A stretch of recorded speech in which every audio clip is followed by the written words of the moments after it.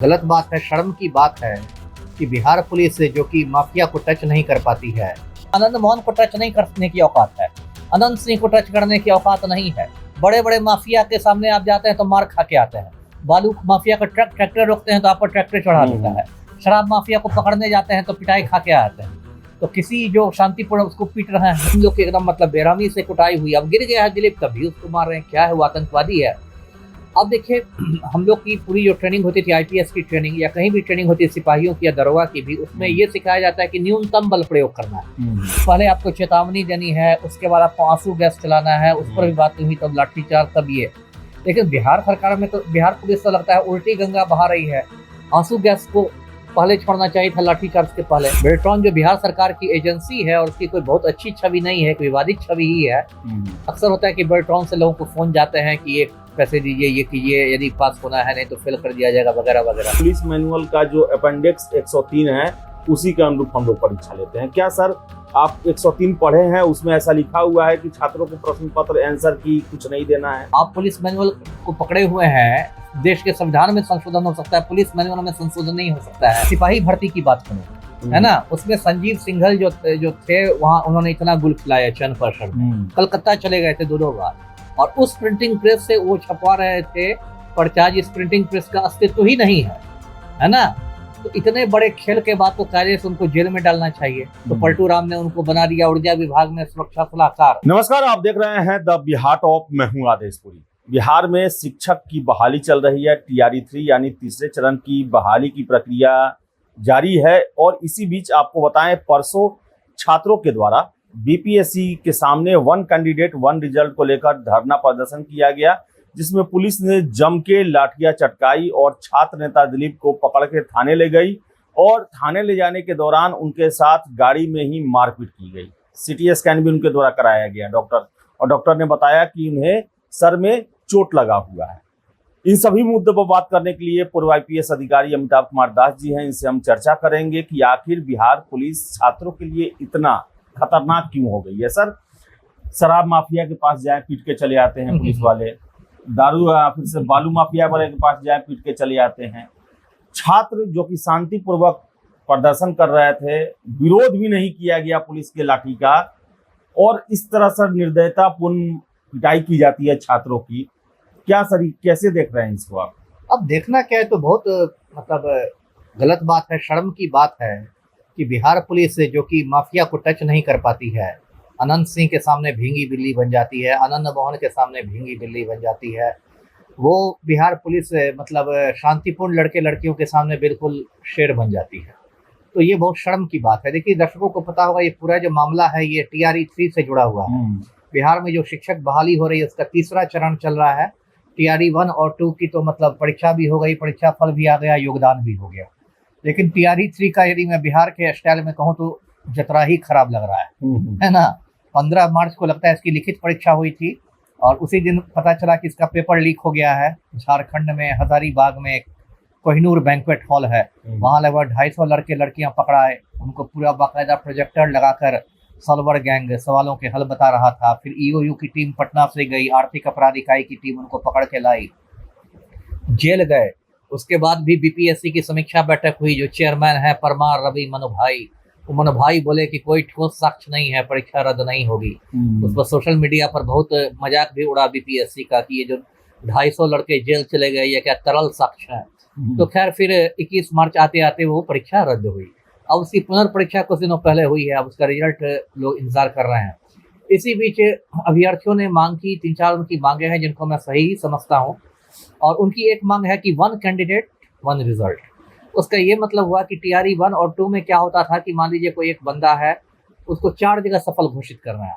वो प्राथमिक शिक्षक बनने योग्य भी है, माध्यमिक में भी योग्य है, उच्च माध्यमिक में भी है, इधर भी है। होता क्या है कि कोई भी व्यक्ति यदि सफल हो गया तो किसी एक ही जगह वो ज्वाइन करेगा। जो भौतिक योगदान होगा वो तो किसी एक ही पद पर होगा। तो बाकी जो जगह वो सफल हुआ, बाकी जगह से दूसरों की हकमारी कर ली, दूसरों की सीट खा गया। तो ये बिल्कुल जायज मांग है, वन कैंडिडेट वन रिजल्ट। दूसरी मांग इन लोग की थी कि जो OMR शीट सब जो है वो लोग बेल्ट्रॉन को भेजा जा रहा है।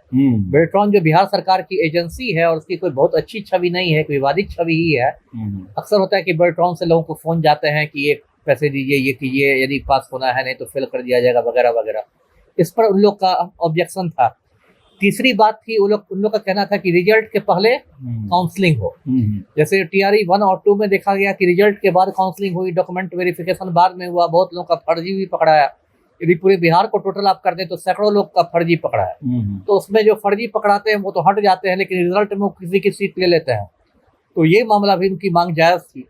और एक मांग जो थी वो पूरक परीक्षा फल से संबंधित थी, वो भी जायज मांग थी, हाईकोर्ट ने भी कहा है। तो सारी मांगे जायज थी। और दिलीप कुमार जो है, जो छात्र नेता है, बहादुर लड़का है, उसके नेतृत्व में परसों यानी 12 अगस्त को वो प्रदर्शन रखा गया था। बीपीएससी मुख्यालय है पटना के बेली रोड पर। उसके बाद इन लोग को रोक लिया गया, नेहरू पार्क के पास ही रोक लिया गया। और इन लोग की एकदम मतलब बेरहमी से कुटाई हुई। अब गिर गया है दिलीप, तभी उसको मार रहे हैं, क्या है वो आतंकवादी है। अब देखिए, हम लोग की पूरी जो ट्रेनिंग होती थी, आईपीएस की ट्रेनिंग या कहीं भी ट्रेनिंग होती है सिपाहियों की या दरोगा की भी, उसमें ये सिखाया जाता है कि न्यूनतम बल प्रयोग करना है, मिनिमम यूज ऑफ फोर्स, है ना। आप युद्ध के मोर्चा पर नहीं है, आप दुश्मन से नहीं लड़ रहे हैं, आप अपने जनतांत्रिक देश में आप अपने देश के नागरिकों से ही कर रहे हैं, नियंत्रित कर रहे हैं। तो आपको न्यूनतम बल प्रयोग करना है। उसका पूरा एसओपी बना हुआ है, उसकी प्रक्रिया बनी हुई है कि पहले आपको चेतावनी देनी है, उसके बाद आपको आंसू गैस चलाना है, उस पर भी बात नहीं हुई, तब लाठीचार्ज, तब ये। लेकिन बिहार सरकार में तो, बिहार पुलिस तो लगता है उल्टी गंगा बहा रही है। आंसू गैस को पहले छोड़ना चाहिए था लाठीचार्ज के पहले। अभी हो सकता है आप लोग पता लगाइए तो ये भी पता लगे कि आंसू गैस का तो स्टॉक ही खत्म है बिहार पुलिस में। 5 साल से आंसू गैस की सप्लाई ही नहीं हुई। यहाँ तो कुछ हो सकता है। तो कोई आंसू गैस नहीं, धड़ाधड़ आप ईंटा से, आप ये लाठी से मार रहे हैं।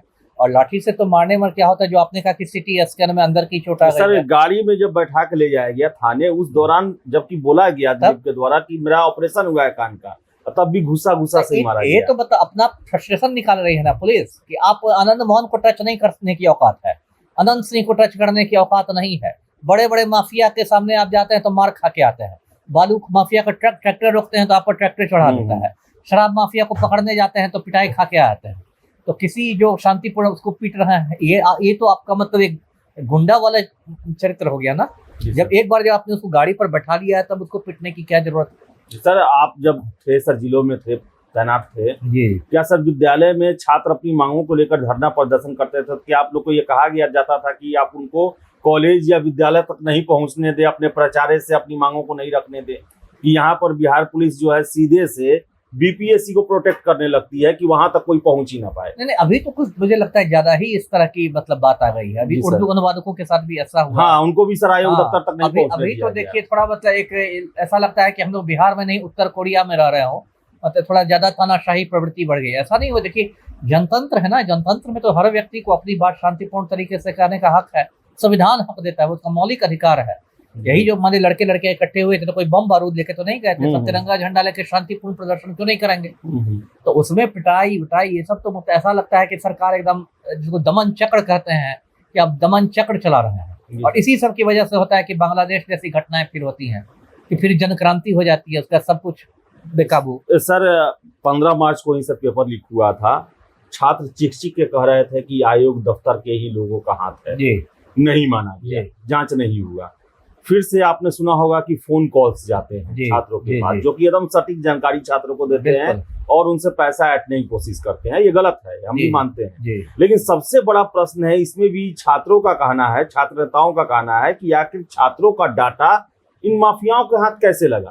तो सर, बीपीएससी चेतावनी पत्र तो निकाल देती है कि जो पैसे देंगे उन पर कार्रवाई की जाएगी, लेकिन क्या आपको लगता है सर एक बार आयोग की भी जांच होनी चाहिए? क्योंकि इतना कुछ कांड हो रहा है, आयोग कैसे इसमें एकदम होनी चाहिए, क्यों नहीं होनी चाहिए। देखिए, कोई भी इस तरह का काम होता है ना तो बगैर इनसाइडर के मिली भगत के नहीं हो सकता है। जैसे मैं सिपाही भर्ती की बात करूं, है ना, उसमें संजीव सिंघल जो थे वहां, उन्होंने इतना गुल खिलाया चंद पर्सन में, कलकत्ता चले गए थे 2 बार, और उस प्रिंटिंग प्रेस से वो छपवा रहे थे पर्चा, जिस प्रिंटिंग प्रेस का अस्तित्व ही नहीं है ना।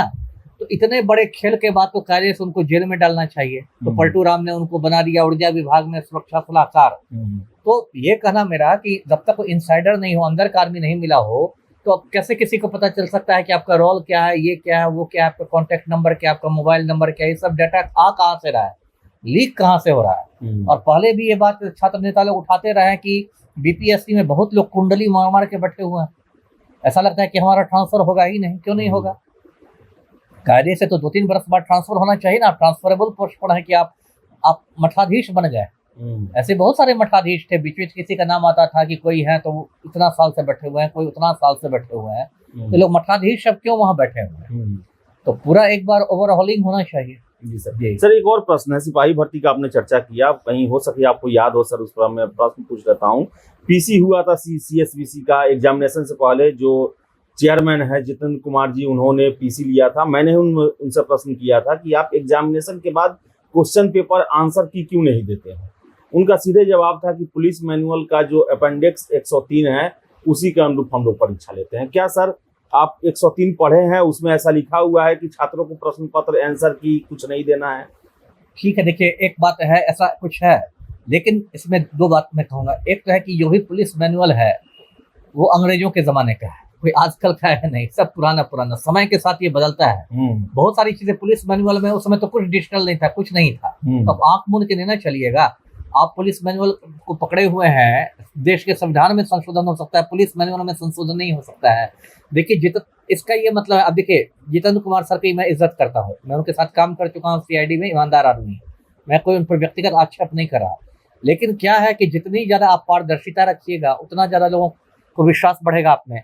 यदि आप आंसर की नहीं दीजिएगा, ऐसे कीजिएगा, तो पहला सवाल होगा कि आप क्यों भाग रहे हैं, क्या बात है, क्या झोल है, आप क्यों छिपाना चाह रहे हैं?